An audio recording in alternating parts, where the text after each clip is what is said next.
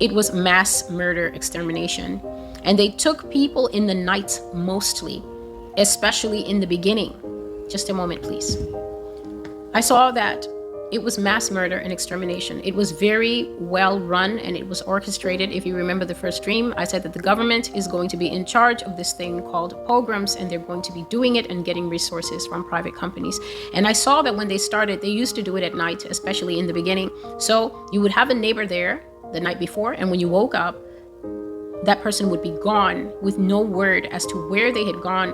An entire family being taken at night while the neighbors were looking through the curtains with the lights off to appear as if they were asleep. But all the while, the mother and father in one house were looking through the darkened curtains of their house, and they saw another family on the street in bathrobes and bedtime slippers being marched off. And that family was never seen again. And in America, it was given a name, and that name is Midnight Dread. This is what this act of stealing people at night came to be called, Midnight Dread. And as a result of this, some people refuse to sleep in their homes anymore. They refuse to have any last known locations associated with them. So last known locations, quote fingers, is a place where everyone knows this is Celestial's address. She lives here. This is Bob's address. He lives there. Some people completely abandoned those places and they refused to have any one location where they knew that people knows he lives here or she lives there. They became nomadic.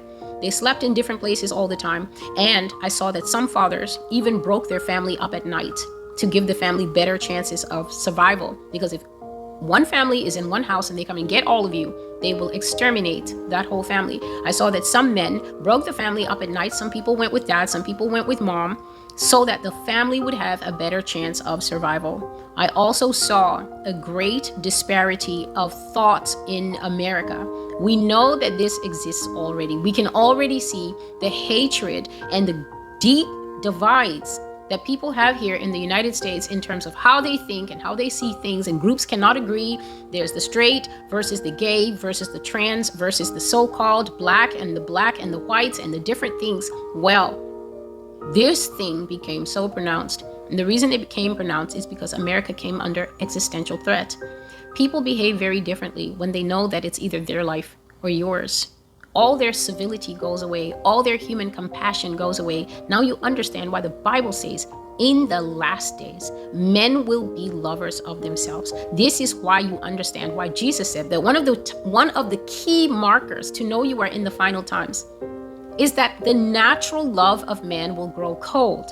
Now that you're watching it grow cold, you cannot deny what times we are in. So when the nation came under existential threat, once it becomes known that there are people out there coming to houses and grabbing people and carrying out citizen arrest orders, as I spoke of earlier, people changed. Some people rose to the occasion of the landscape, the new landscape that we were living in, like champions.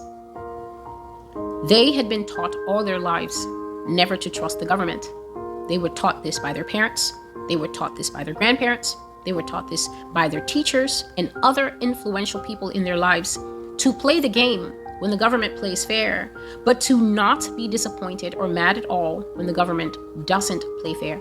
These people were raised to have an expectation that the reason the Constitution includes the right to bear arms is because lawmakers in the 1700s understood that sometimes governments go crazy, they go corrupt, they become killers, and then the people should have the right to remove and replace them.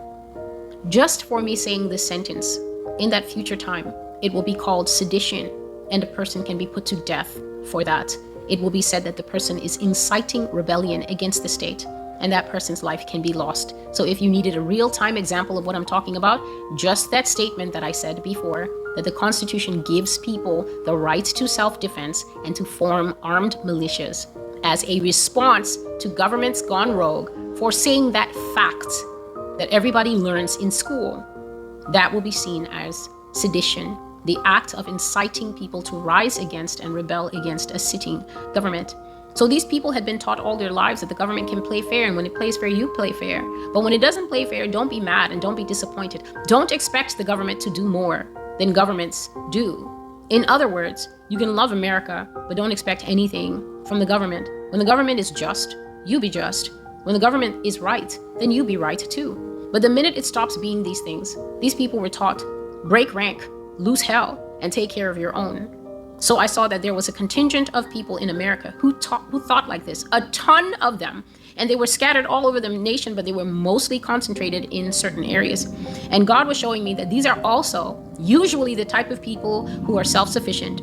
They can grow their own food. You'll never find them at the welfare office. They never accept any kind of government handout, payout, nothing. You offer it, they don't want it. They're not poor. Some of them are poor, but either way, they don't trust the government fully. And so in this dream, when the government pulled off its mask and changed, these people were 100% not shocked. They were not sad. They were not having strokes, and they were not sad about anything. I saw them sitting on their porch and saying things like, told you, it's a corporation. That's what they were saying as people were walking by in front of their homes looking stressed out and scared. They didn't care one bit about what was happening in the cities. People were being put to death in cities for the most ridiculous and manufactured reasons that you can think of. Those people, God was showing me, never loved America as much as they loved their freedom, their guns, their dogs, their pets, their families.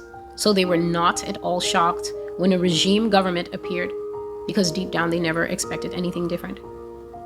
Here are the people who were really shocked. Here are the people who couldn't process what was happening.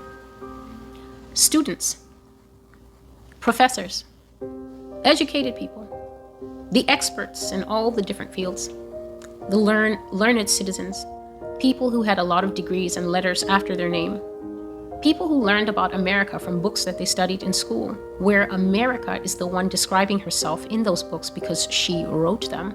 These people did not learn about the nation from paying attention to reality and history.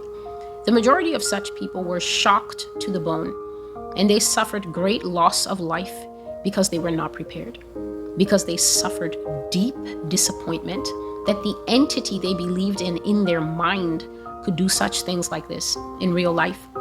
They suffered loss of life because of their blank refusal to accept what was happening and because of mass cognitive dissonance.